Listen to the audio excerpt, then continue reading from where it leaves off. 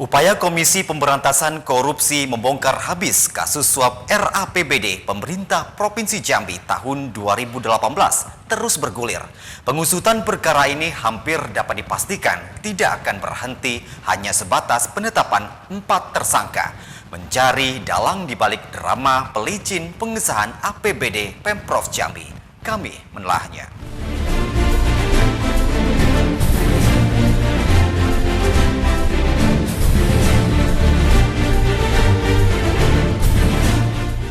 Pengungkapan KPK dalam kasus suap uang ketok rancangan anggaran pendapatan dan belanja daerah Provinsi Jambi tahun 2018 menyayat hati masyarakat.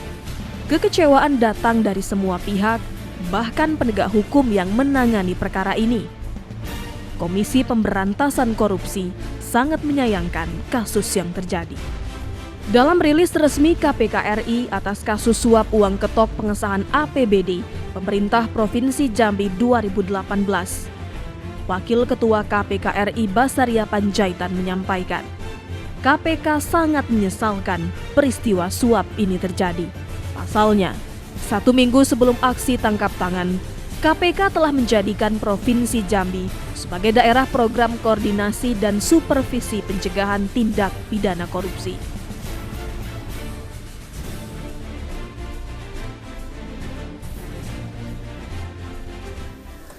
Sebelumnya, KPK sangat menyesalkan peristiwa dugaan suap ini karena kebetulan Provinsi Jambi merupakan salah satu daerah yang telah ditangani dan didatangi oleh KPK menjadi wilayah koordinasi dan supervisi pencegahan, Korsup pencegahan. Karena itu kami memperingatkan pada seluruh daerah agar pelaksanaan program pencegahan yang dilakukan oleh KPK agar lebih serius dan tidak hanya mengandalkan hal-hal yang bersifat seremonial. Jangan dianggap KPK. Pada 20 November 2017, Kasatgas Korsubgah KPK RI Adliansah Nasution bersama jajaran pemerintah Provinsi Jambi membangun komitmen untuk perang dan anti dengan korupsi. Pertemuan yang digelar di rumah dinas Gubernur Jambi ini seolah menjadi semangat bersama untuk memberantas KKN. Faktanya, untuk pertama kalinya nama Provinsi Jambi tercoreng di mata nasional. Terungkapnya kasus korupsi uang rakyat miliaran rupiah hanya untuk menyogok wakil rakyat di DPRD Provinsi Jambi. Selain itu, pada tanggal 21 November 2017, Wakil Ketua KPK Laude M. Syarif juga telah menandatangani MOU bersama Gubernur, Bupati, Wali Kota, dan DPRD untuk tidak melakukan tindak pidana korupsi. KPK berharap kasus suap uang ketok APBD ini tidak terjadi lagi di Provinsi Jambi, khususnya kepada Bupati, Wali Kota, bersama para wakil rakyatnya di DPRD. Harapan ini sekaligus peringatan yang disampaikan KPK kepada seluruh pejabat pemerintahan. Atas kasus korupsi yang mencuat ini, Gubernur Jambi Zumizola Zulkifli terus berusaha meyakinkan publik bahwa dirinya tidak terlibat dalam kasus yang menjerat 3 anak buahnya dan 1 anggota DPRD Provinsi Jambi ini. Dalam konferensi pers, Gubernur Zola menegaskan bahwa dirinya tidak terlibat dan kejadian tersebut terjadi di luar sepengetahuannya serta di luar kontrolnya selaku gubernur. Dan apa yang terjadi? Kejadian OTT itu di luar sepengetahuan saya dan kontrol saya sebagai Gubernur Jambi. Saya tidak pernah memerintahkan secara lisan maupun tulisan, apapun itu bentuknya, yang melanggar hukum. Saya menyerahkan ini program pembahasan kepada Pak Sekda sebagai Ketua TAPD, tim TAPD. Saya menyampaikan, memastikan tugas saya adalah janji-janji politik, program-program yang diprioritaskan masuk. Saya hanya berpesan itu kepada Pak Sekda. Dan saya minta kepada Pak Sekda kalaupun ada DPR mau menyampaikan aspirasinya, ada apa pokok pikiran, apapun, silakan. Tapi kalau di luar prosedur, tidak boleh. Gubernur Zola pun juga merasa sangat terpukul dan kecewa dengan kelakuan anak buahnya tersebut. Bahkan tak menunggu lama, Zumi Zola langsung menunjuk pengganti dari 3 tersangka. Erwan Malik PLT Sekda Provinsi Jambi yang menjabat Kepala Bapeda Provinsi langsung diganti dengan Husni Jamal. Tersangka Asisten 3 Setda Provinsi Jambi Saipudin diganti dengan Tagor Mulya Nasution dan tersangka Arfan PLT Kadis PUPR Provinsi Jambi diganti dengan tetap Sinulinga. Insinyur tetap Sinulinga, Kabid Jabatan Administrasi Kepala Bidang Sumber Daya Air sebagai pelaksana tugas Kadis PUPR Provinsi Jambi. Insinyur Husni Jamal selaku pelaksana tugas Kepala Bapeda Provinsi Jambi. Pelaksana tugas Asisten Administrasi Umum Setda Provinsi Jambi yaitu Bapak Insinyur Haji Tagor Mulya Nasution MSI. Untuk melakukan pergantian posisi strategis sekretaris daerah, Zola juga tidak membutuhkan waktu yang lama. 2 Desember 2017, Zola resmi melantik Muhammad Dianto sebagai sekretaris daerah definitif.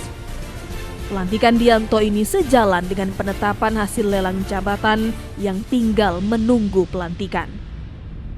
Tugas dari Pak Sekda sudah saya sampaikan kemarin dalam pertemuan. Satu adalah harus dapat memastikan penyerapan ini bisa maksimal ya dengan waktu yang ada tersisa saat ini. Yang kedua ya tentu membantu saya dan Pak Wakil Gubernur Jambi untuk dapat menjalankan pemerintahan ini. Dan kembali saya ingatkan, lakukan sesuai dengan prosedur hukum yang berlaku apapun. Kursi Sekda Provinsi Jambi menjadi kursi panas.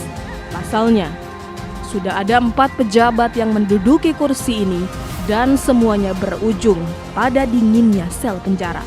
Atas kondisi yang terjadi, Dianto mengaku tidak gentar. Dirinya berjanji akan menjalankan tugas dengan penuh amanah dan tidak melanggar hukum.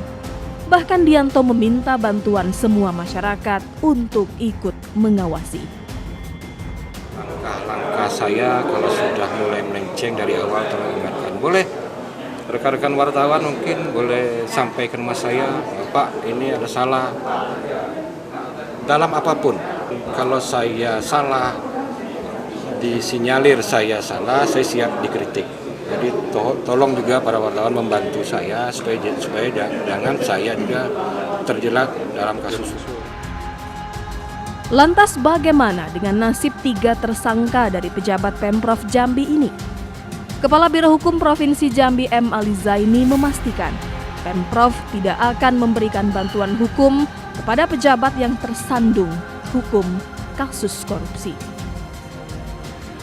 Kesimpulan dari aturan yang sudah dibacakan tadi, Undang-Undang Nomor 5 Tahun 2014 tentang ASN tersebut, itu tegas menyatakan bahwa memang untuk kasus ini memang kita tidak dapat memberikan pendampingan atau bantuan hukum kepada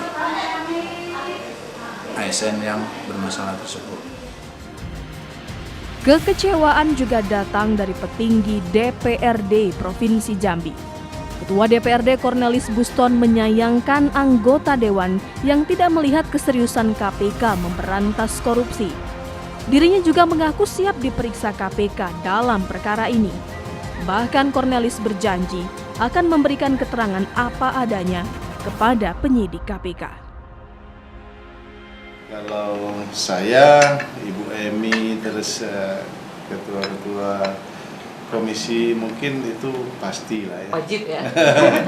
Pastilah dipanggil ya, kita siap aja lah. Tinggal menjawab saja apa yang ditanya, jawab gitu. Kita tidak ada yang kita tutup-tutupi kan, untuk apa gitu kan. Karena bahaya bagi kita sendiri kalau sudah begini ya kita harus terbuka saja. Ya kan kita nggak ngapa-ngapain. Sikap serupa juga disampaikan Wakil Ketua DPRD Provinsi Jambi A.R. Syahbandar. Dirinya tidak dapat memastikan apakah anggota dewan dari fraksi Partai Gerindra tidak ikut terlibat.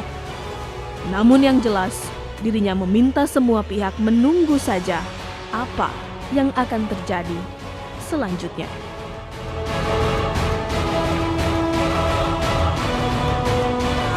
Saya kurang tahu persis dari ketua fraksi, tapi yang saya dapat mereka tidak menerima. Soal mereka ditawari atau tidak, saya belum panggil dia. Baru ketemu, belum sempat ngomong. Karena saya selaku pimpinan selalu mengingatkan. Kami tupoksi kami pimpinan anggota nggak ada urusan kami itu, ya silakan aja mereka. Ya nggak tahu kita apa yang terjadi, ya nggak tahu, kita tunggu saja lah.